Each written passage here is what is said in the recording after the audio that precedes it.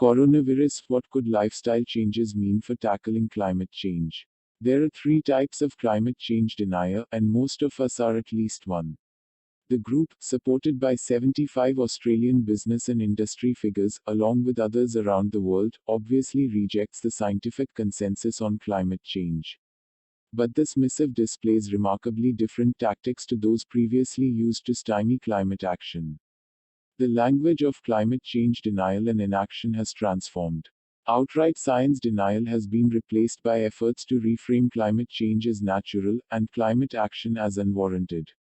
However, this is just another way of rejecting the facts and their implications for us. Denial can take many forms. The twin phenomena of denial and inaction are related to one another, at least in the context of climate change. They are also complex, both in the general sense of complicated and intricate, and in the technical psychological sense of a group of repressed feelings and anxieties which together result in abnormal behavior. Although his framework was developed from analyzing genocide and other atrocities, it applies just as well to our individual and collective inaction in the face of the overwhelming scientific evidence of human-induced climate change. The first form of denial is literal denial. It is the simple, conscious, outright rejection that something happened or is happening, that is lying.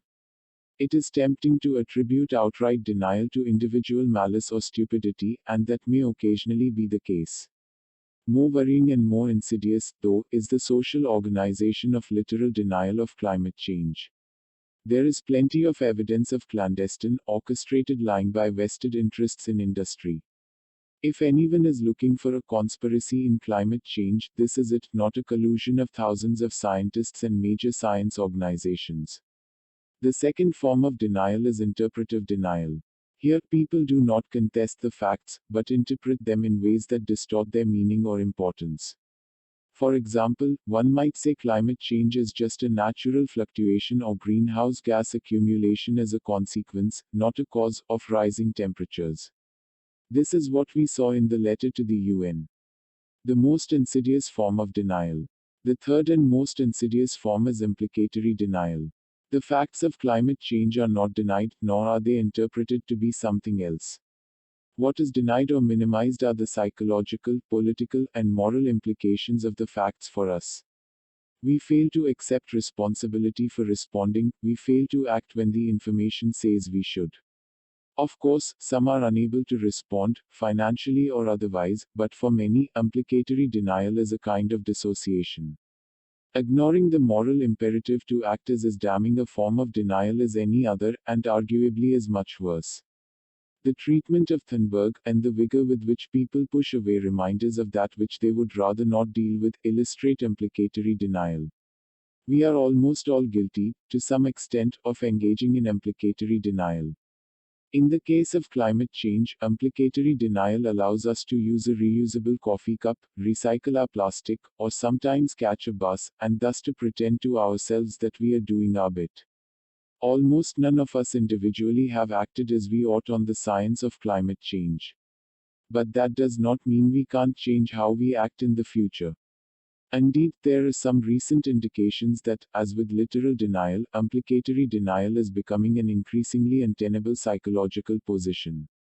While it is tempting, and even cathartic, to mock the shrill responses to Thunberg from literal and interpretive deniers, we would do well to ponder our own inherent biases and irrational responses to climate change. For instance, we tend to think we are doing more for the planet than those around us, and we can't all be right. We also tend to think literal deniers are much more common in our society than they in fact are. As the coronavirus pandemic continues to spread around the world, governments are taking drastic measures to limit the movement of its citizens and shore up shocked economies. The worldwide lockdown, which has seen approximately 3 billion people under some form of restriction, has grounded flights, emptied buses and trains, and left private cars sitting on driveways. The resulting drop in greenhouse gas emissions, as well as air and water pollution, is already making news headlines. But with the pandemic yet to peak in most countries, the wider impacts for a world attempting to slow climate change are still far from clear. Here, Carbon Brief asks scientists, analysts, and policy experts from a range of disciplines for their thoughts on how the lifestyle changes brought about by the COVID 19 pandemic could affect global CO2 emissions in the short and long term. The COVID 19 pandemic has unleashed humanity's instinct to transform itself in the face of a universal threat, and it can help us do the same to create a livable planet for future generations. COVID 19 may just demonstrate that solving the climate problem is going to have to focus on solving the technological challenge.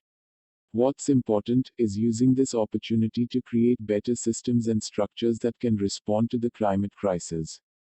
Long-term stimulus packages may hold the key to whether this disaster significantly delays or advances progress on climate. Even the most stringent responses to the climate crisis would be much less abrupt than what we are seeing now. COVID 19 is a re-evaluation and rewiring opportunity. It won't be much fun, but it does give humanity an enforced chance to stop and think. Given the links between zoonotic diseases and habitat loss, we could see renewed impetus to stop biodiversity loss. The climate benefits of a modal shift to online for things like conferences can be big. These trillion-dollar measures show once again that if political will is present and society acknowledges the acute need to act, drastic measures can be implemented in a short period of time.